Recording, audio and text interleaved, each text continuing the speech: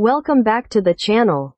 If you're looking for a simple way to configure NapsternetV VPN, also known as NPV Tunnel, with an SSH DNSTT connection, you're in the right place. In this tutorial, I'll guide you through the complete setup process, from installing the app and preparing your server to entering the configuration details and establishing the connection.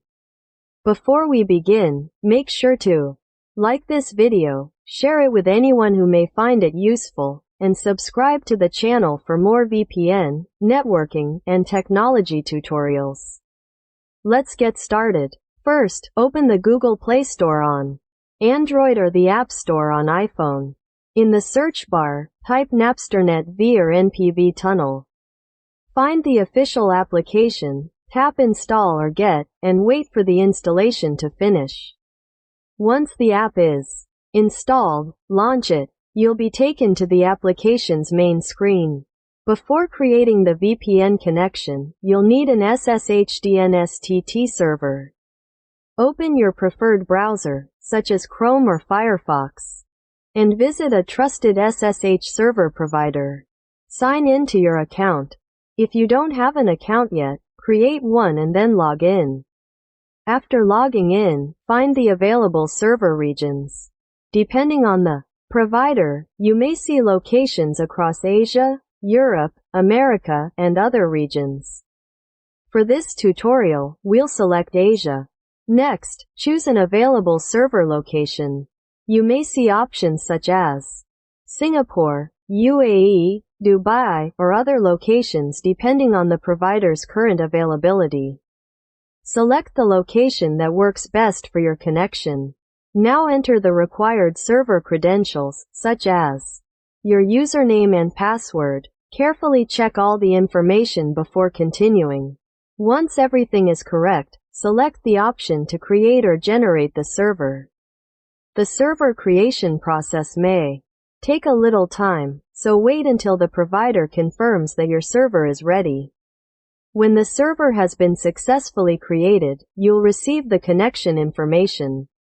Copy the required details, including the server IP address, SSH username, password, port, and DNSTT information.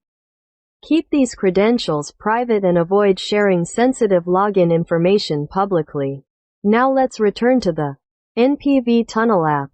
From the home screen, open the Configs section.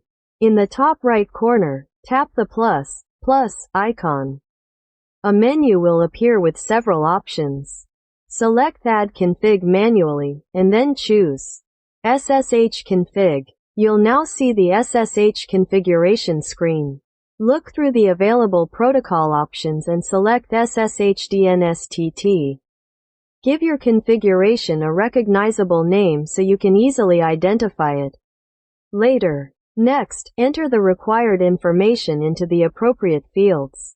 Depending on your server provider and configuration, these may include the DNSTT server, SSH server, port, username, password, and other required parameters. Make sure every value matches the information provided by your server provider. Even a small mistake in the server address, port, username, or password can prevent the connection from working. Once you've entered everything, save the configuration and return to the main screen. Select your newly created configuration and tap the Connect button. Wait a few seconds while NPV Tunnel attempts to establish the connection. If all the settings are correct and the server is available, the application should indicate that the connection has been established. If the connection doesn't work, don't worry. Go back through the configuration and verify the server address, port, username, password, and DNSTT settings. Also make sure your server is still active. Once everything is working, you can keep the configuration saved for future use. Depending on the application's available features, you may also be able to export or share the configuration file. If you share a configuration, consider using available security options such as password protection or an expiration date, especially when the configuration contains sensitive connection information. And that's it. We've gone through the complete process of installing NPV Tunnel, preparing an SSH DNSTT server, adding the SSH configuration, entering the required connection details, and establishing the VPN connection. I hope this tutorial was clear and helpful.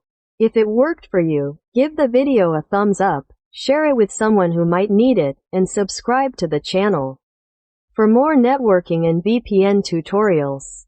Thanks for watching, and I'll see you in the next video.